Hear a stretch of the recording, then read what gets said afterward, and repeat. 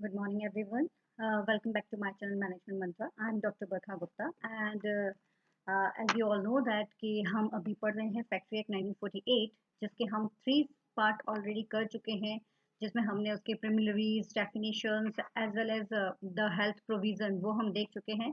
Now it's the part 4 safety of workers, जो आपका mention है सेक्शन 21 to 41. ये टॉपिक आप चाहे बीबीए कर रहे हैं या एमबीए कर रहे हैं, दोनों ही में ही आपको आता है. इसके अलावा एमकॉम में भी ये टॉपिक इंक्लूड है. इसके अलावा आप यूजीसी नेट की अगर प्रिपरेशन कर रहे हैं उसके लिए भी ये टॉपिक इंपॉर्टेंट है. तो फैक्ट्री एक्ट 1948 आप अगर देखोगे तो आपके एजुकेशनल पर्पज से बहुत इंपॉर्टेंट है, एज वेल एज आपको इसकी नॉलेज होनी चाहिए, तो नॉलेज पर्पज से भी बहुत इंपॉर्टेंट है. तो चलिए स्टार्ट करते हैं. Safety of workers section 21 to 41. Safety of workers, जैसे मैंने अभी बताया कि ये आपका आ रहा है सेक्शन 21 से 41 तक. ठीक है. और ये फैक्ट्री एक्ट 1948 के चैप्टर 4 में आपका मेंशन किया गया है. तो इसमें ये बताया गया है कि फॉर द सेफ्टी, है ना, वर्कर्स की सेफ्टी के लिए फैक्ट्रीज में क्या क्या किया जाता है, उसके रिगार्डिंग यहाँ पर कुछ पॉइंट्स बताए गए हैं. ठीक है. और एक चीज और होती है, अगर इन सेफ्टी के मेजर्स को ध्यान नहीं रखा जाता है जो कि इन सेक्शंस में मेंशन है, तो उस केस में जो आपका एम्प्लॉयर होता है उसे पेनल्टी फेस करनी पड़ सकती है. इसलिए इन सारी पॉइंट्स को ध्यान में रखना उसके लिए जरूरी होता है. तो इसमें जो फर्स्ट आ रहा है, दिस इज योर सेक्शन 21, जो आ रहा है फेंसिंग ऑफ मशीनरी, है ना, फेंसिंग ऑफ मशीनरी. यहाँ ये बताया गया है कि कोई भी आपका मशीन का अगर कोई भी डेंजर पार्ट होता है जिससे पता है कि किसी को चोट लग सकती है, उसको प्रॉपर तरीके से फेंस करना रिक्वायर्ड है. मतलब उसको एक तरह से उसके लिए आड़ बनाना रिक्वायर्ड है, उसको कवर करना रिक्वायर्ड है, जिससे कि किसी को कोई प्रॉब्लम ना हो. और इसके रिगार्डिंग भी स्टेट गवर्नमेंट ने कुछ रूल्स दिए हुए हैं प्रिस्क्राइब फॉर्म में, और जो प्रिकॉशंस यूज करने पड़ते हैं तो वो यूज करना कंपलसरी होता है फॉर ईच फैक्ट्री. नेक्स्ट है आपका section 22. This is a machines in motion. नाम से ही जैसे आपको क्लियर हो रहा है, machines in motion, that means कि वो मशीन्स जो कि मूवेबल कंडीशंस में है ना, उनकी बात यहाँ की जा रही है.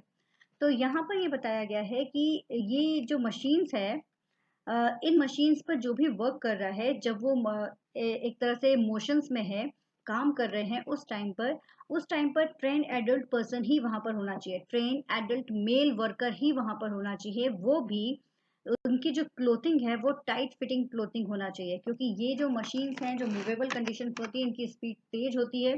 अगर आपने लूज क्लोथ पहना हुआ है या इस तरह की कोई चीज है जो उसमें फंस सकती है, इस तरह का कोई अपने अपने अगर कपड़े पहने हुए हैं, तो एक्सीडेंट के चांसेस बढ़ सकते हैं. इसलिए अगर जो भी मशीन्स मूवेबल कंडीशंस में होती है उस पर अगर कोई काम कर रहा है, तो पहली चीज तो वो हमेशा ट्रेन एडल्ट मेल वर्कर ही होगा. दूसरा, वो जो क्लोथ्स पहनेगा वो हमेशा टाइट फिटिंग क्लोथ्स ही पहनेगा. ठीक है. इसके बाद नेक्स्ट आता है आपका employment of young person on dangerous machine. ये आपका आ रहा है सेक्शन 23. इसमें बताया गया है, जैसे आपको पता ही है, अगर यंग पर्सन की हम बात करते हैं, दैट मीन्स वो पर्सन जो कि अभी 14 से 18 के बीच में है ना, 14 एज से 18 एज के बीच में है, हम उस पर्सन की बात कर रहे हैं. तो उसके लिए ये बताया गया है कि अगर वो डेंजरस मशीन पे वर्क करता है, तो इन दैट केस वो अपने आप सिंगल हैंडेड वर्क नहीं करेगा. वो सिर्फ और सिर्फ, वैसे तो क्या होता है इस कंडीशन में, किसी भी यंग पर्सन को डेंजरस मशीन के लिए किसी भी यंग पर्सन को अलाउ किया नहीं जाता है. लेकिन अगर अलाउ किया भी जा रहा है तो वो एक तो वेल ट्रेंड होना चाहिए, दूसरा अंडर सुपरविजन ही वो काम करेगा, अदरवाइज वो काम नहीं करेगा. तो ये यंग पर्सन के केस में बात बताई गई है. क्लियर. नेक्स्ट देखते हैं. नेक्स्ट है आपका striking gear. This is the section 24. Striking gear. Striking gear के केस में आपको बताया गया है कि जैसे आपको भी पता है ना कि हम जब अपना घर पर अगर देखते हैं तो पावर के लिए एक लाइक अलग से स्विच होता है, कि अगर कभी कोई इमरजेंसी आ जाती है तो उस स्विच को हम बंद कर देते हैं, तो हमारा जो एक्सीडेंटल अगर कुछ होने वाला होता है ड्यू टू द इलेक्ट्रिसिटी, तो वो नहीं हो पाता. कोई भी एक्सीडेंट वाला जो केस है वो नहीं हो पाएगा. वही यहाँ पर भी आपका बताया गया है कि एक सुटेबल स्ट्राइकिंग गियर या इस तरह की कोई भी अगर चीज़ें रहती हैं जिसमें स्विच ऑफ की पावर होती है, तो उस वो बहुत ही सही होनी चाहिए, अच्छी होनी कंडीशन में होना चाहिए, जिससे कि if there is any emergency या प्रॉब्लम कैन बी सॉल्व. कोई भी अगर इमरजेंसी आती है या कोई प्रॉब्लम होती है, तो उस केस में उस स्ट्राइकिंग गियर को हम अगर ऑफ करते हैं, उससे अगर हम ऑफ करते हैं तो हमारा काम इजीली हो जाए. अगर स्ट्राइकिंग गियर सही नहीं होगा तो वो एक्सीडेंट हो सकता है, और अगर स्ट्राइकिंग गियर सही है तो मे बी वो एक्सीडेंट टल सकता है, इसलिए स्ट्राइकिंग गियर इंपॉर्टेंट है। Now the next one is the section 25। Section 25 self acting machine.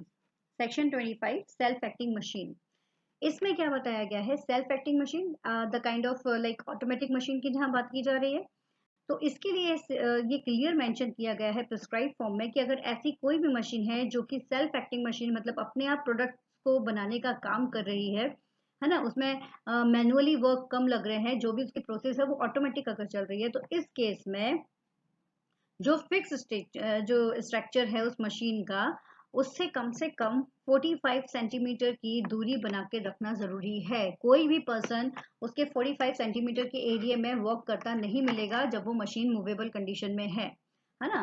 तो make sure that no person should work in the space within the 45 centimetre from any fix structures which is not a part of machine. Clear? तो ये चीज बहुत important है इस case में। Now the next one is casing of new machines, section 26 casing of new machines। अगर new machines की casing की बात की जा रही है, केस बनाना, केस बनाना मतलब आपका क्या हो गया, एक तरह से एक पिंजरा टाइप का बनाना या कुछ उसको कवर करने के लिए कोई इंतजाम करके रखना।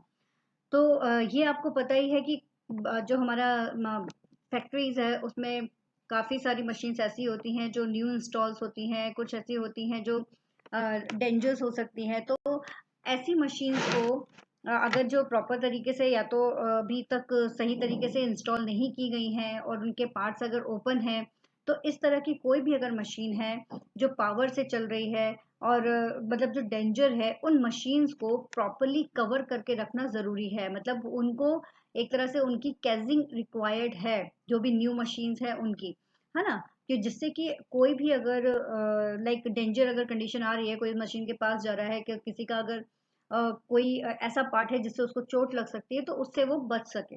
तो इसलिए ये रिक्वायर्ड है कि एक कोई भी न्यू मशीन्स अगर है तो उसको आपको कवर करना रिक्वायर्ड है। तो ये आपका सेक्शन 26 में बताया गया है। Now the section 27। Section 27 is talking about the cotton, आपका कॉटन ओपनर। कॉटन ओपनर जो एरिया होता है वो भी बहुत डेंजर एरिया माना जाता है, क्योंकि वहाँ पर कॉटन का यूज़ हो रहा है। हो सकता है कि कुछ ऐसी मशीन्स यूज़ की जा रही हैं जो कि डेंजर्स हो सकती हैं, और डेंजर्स वाली जो मशीन्स होती हैं वहाँ पर आपको पता ही है कि वुमेन्स और चिल्ड्रंस अलाउड नहीं होते हैं। तो यहाँ भी यही चीज़ बताई गई है कि अगर ऐसा कोई एरिया है जहाँ पर कॉटन ओपनर का वर्क हो रहा है ना, जिसमें कॉटन ओपनर मतलब कोई मशीन्स के थ्रू अगर कॉटन को रिफाइन किया जा रहा है, इस तरह का कोई एरिया है, तो उस एरिया पर वुमेन्स और चिल्ड्रंस जो हैं वो अलाउड नहीं है वर्क करने के लिए। ठीक है, ये बताया गया है। नेक्स्ट है आपका section 28। Section 28 is related to the hoist and lift. इसमें आपको बताया गया है every hoist and lift should be good condition and properly checked. आपको पता ही है होइस्ट और लिफ्ट, लिफ्ट मतलब एक तरह से वो जैसे हम लोग जो नॉर्मल लिफ्ट यूज़ करते हैं किसी बिल्डिंग में जाने के लिए, किसी शॉपिंग कॉम्प्लेक्स में जाने के लिए, तो वो जो लिफ्ट है यहाँ उसकी बात की जा रही है। फैक्ट्रीज में भी लिफ्ट मौजूद होती है। और होइस्ट एक तरह से जो रस्सी से बंधा हुआ, अगर आप लोगों ने कभी देखा हो कि जो कंस्ट्रक्शन जहाँ होते हैं या जो फैक्ट्रीज होती हैं, तो सामान को ऊपर पहुंचाने के लिए रस्सी से बंधा हुआ एक चारों तरफ रस्सी लगी होती है, और नीचे एक लाइक स्टील का या फिर लोहे का एक प्लेटफॉर्म होता है, उस पर रस्सी लगी होती है जिसमें सामान रखकर हम ऊपर पहुंचाते हैं, और कोई सामान नीचे पहुंचाना होता है तो उसे नीचे लेकर आते हैं। तो दैट इज द होइस्ट। तो इसमें ये बताया गया है कि जो भी होइस्ट और लिफ्ट है वो गुड कंडीशन में होना चाहिए, प्रॉपरली चेक्ड होना चाहिए। This is very much required. इसके अलावा इसका मैक्सिमम जो लोड है वो कितना कैरी कर सकता है वो क्लियरली मेंशन होना चाहिए। आपको भी ये बात पता है कि अगर हम लिफ्ट में भी अगर ट्रैवल करते हैं तो उस टाइम पर ये चीज़ मेंशन रहती है कि उसमें कितना लोड जा सकता है ना। तो वही यहाँ पर भी बोला है कि फैक्ट्री में भी उसका लोड मेंशन होना चाहिए, क्लियरली मेंशन होना चाहिए उसका मैक्सिमम लोड। इसके अलावा जो भी उसके गेट हैं वो प्रॉपर उसमें इंटरलॉकिंग सिस्टम होना चाहिए, या जो उनका सेफ मेथड अगर वो यूज़ कर रहे हैं तो वो प्रॉपर होना चाहिए, जिससे कि कभी भी ऐसा ना हो कि सामान ऊपर ले जाते टाइम या नीचे ले जाते टाइम पर वो गेट बीच में खुल जाए।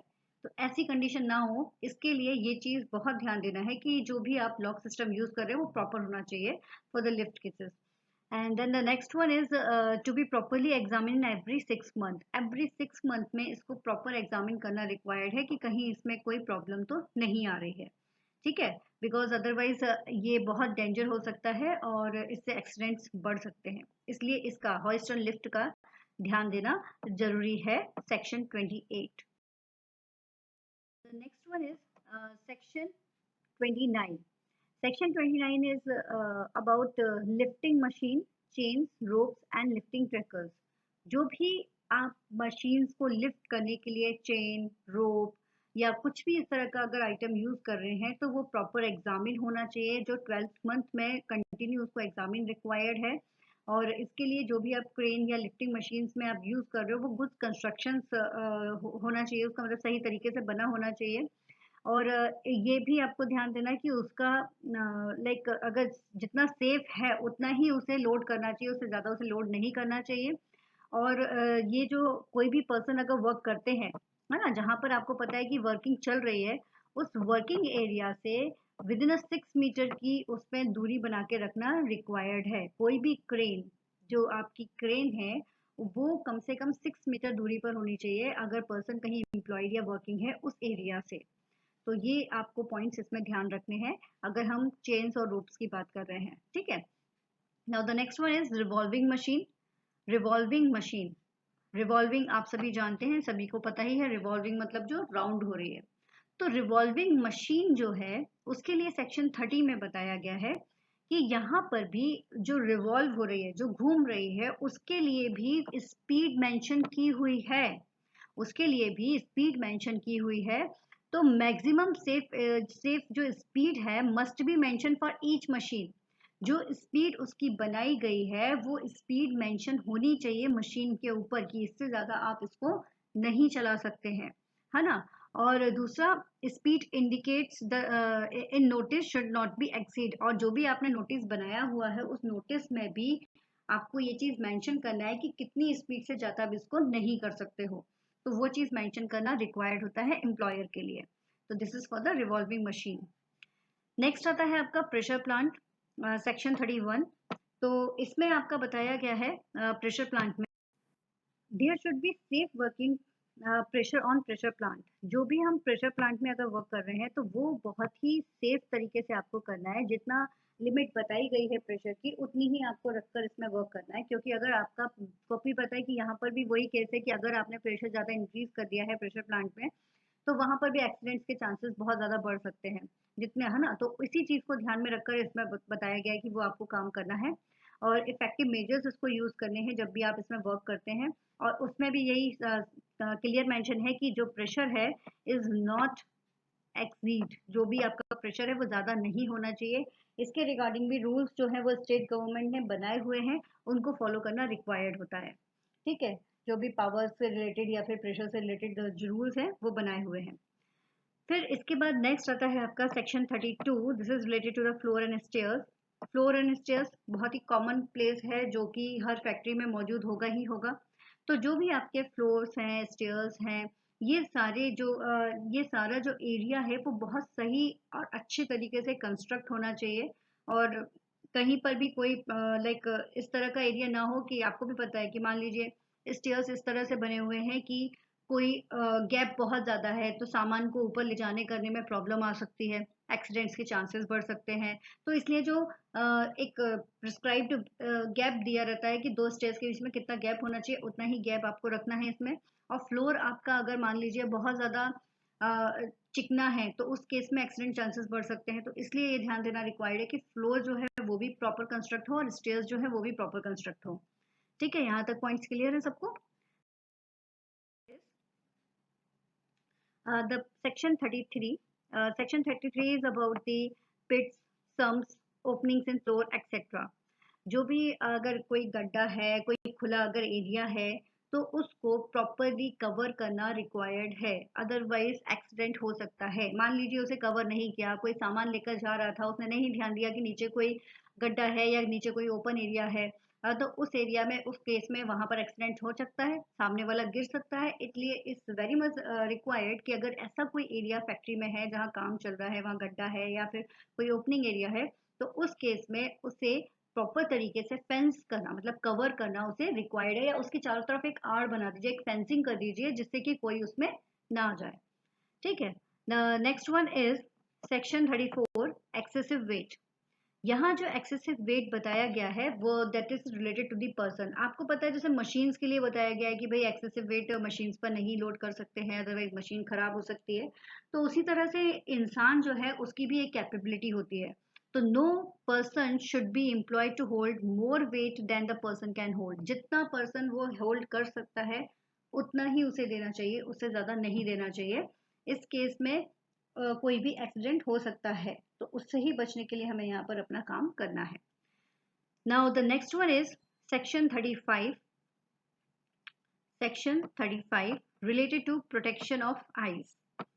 फैक्ट्रीज में ऐसा वर्क भी होता है जहाँ पर कंटिन्यू लाइक कोई लाइटिंग का हो रहा है, स्पार्किंग हो रही है, या फिर कोई ऐसा काम अगर हो रहा है जो डेंजर है जिससे आपकी आईज पर प्रॉब्लम आ सकती है, तो उसके लिए जो भी आपको सेफ्टी इंस्ट्रूमेंट्स दिए जा रहे हैं वो पहनना बहुत रिक्वायर्ड होता है, हर वर्कर के लिए पहनना रिक्वायर्ड होता है।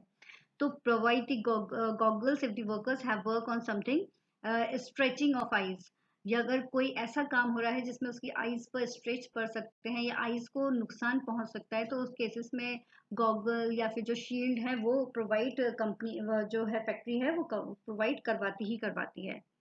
और जो एम्प्लॉयज हैं उन्हें वो पहनना कंपलसरी होता है। Now the next is section 36. This is related to the dangerous fume etc. तो डेंजरस फ्यूम, कभी भी कोई जब काम होता है फैक्ट्रीज में तो ये आप भी जानते हो कि इट्स नॉट पॉसिबल कि वहाँ पर कोई लाइक जो भी फ्यूम है या जो गैस जनरेट हो रही है वो हमेशा अच्छी ही हो। वो कई बार इम्प्योर भी हो सकती है जिसकी वजह से वो डेंजर हो सकती है वर्कर्स की हेल्थ को लेकर। ठीक है, तो इसलिए यहाँ पर ये बताया गया है कि अगर इस तरह का कोई भी गैस या फ्यूम है तो उस एरिया में एम्प्लॉयज जो है उनका जाना प्रोहिबिटेड रहता है ना। और practical measure should be taken for removal of gas and fume etcetera. इनके लिए कुछ स्पेशल्स जो बताए गए हैं मेजर्स, उनको यूज करके इन्हें उस फैक्ट्री से रिमूव किया जाता है या उस पर्टिकुलर एरिया से रिमूव करना पड़ता है, और करना चाहिए ही चाहिए, तभी वो एरिया सेफ हो पाएगा वर्कर्स के वर्क करने के लिए। तो this is related to the dangerous fume. Now the next one is section 36A. Section 36A. This is related to the portable electric light. Portable electric light. It should not be above 24 volt.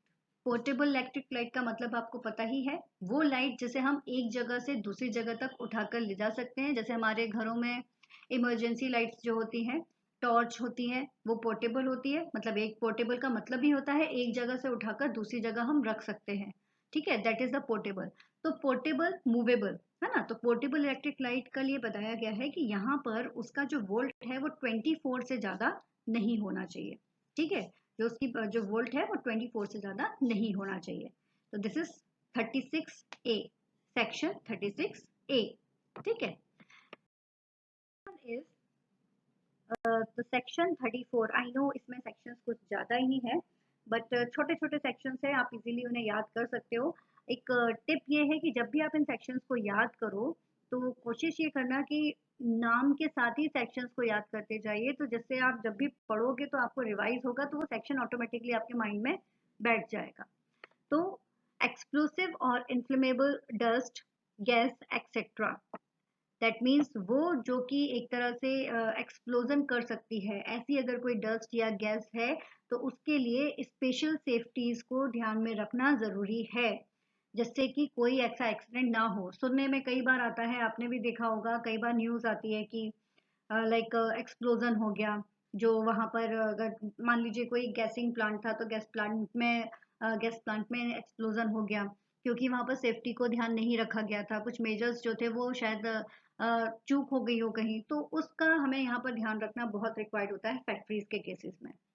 Now the next one is section 38 precaution in case of fire. तो ये भी आपको पता है, वैसे तो हर जगह जहाँ भी आप जा रहे हैं ये बहुत कॉमन है, किसी आप शॉपिंग कॉम्प्लेक्स में जा रहे हो, किसी ऑफिस में जा रहे हो, हर जगह पर आपको फायर एक्सटिंग्विशर्स मिलेंगे ही मिलेंगे।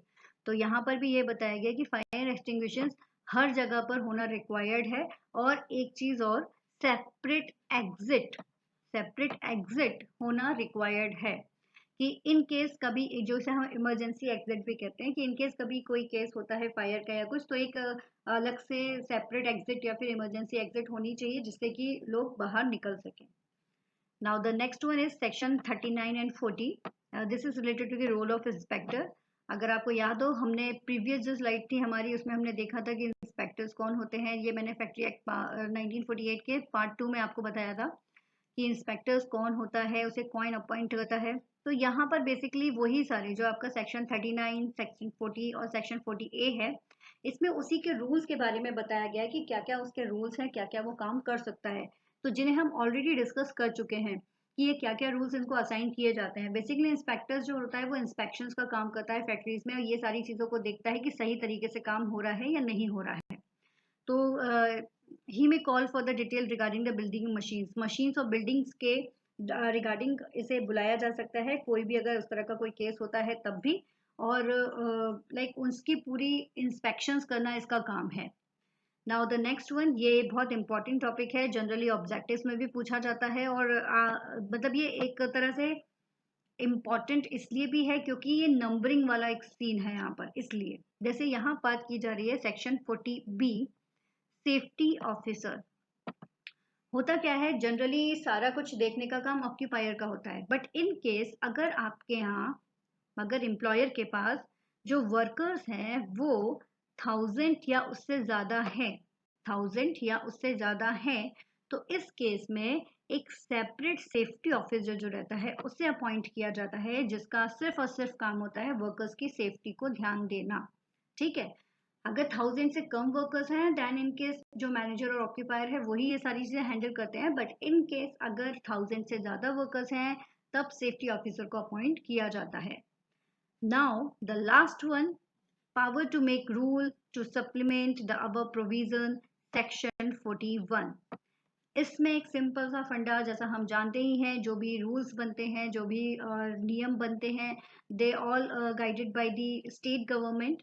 ठीक है. तो यहाँ पर भी वही है कि कोई भी रूल अगर नया बनना है, किसी रूल में अगर चेंज होना है regarding the safety of the person जो कि एम्प्लॉय कर रहा है उस पर्टिकुलर फैक्ट्री एरिया में, तो उसके लिए जो भी रूल्स बनना है वो सब कुछ आपका जो बनाएगा वो स्टेट गवर्नमेंट बनाएगा. ठीक है. So this is all for today. I hope you can understand very well the topic, the safety of workers. अगर कोई डाउट होता है आप मुझे कमेंट सेक्शन में भेज सकते हैं.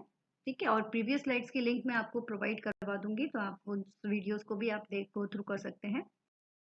ठीक है. Thank you.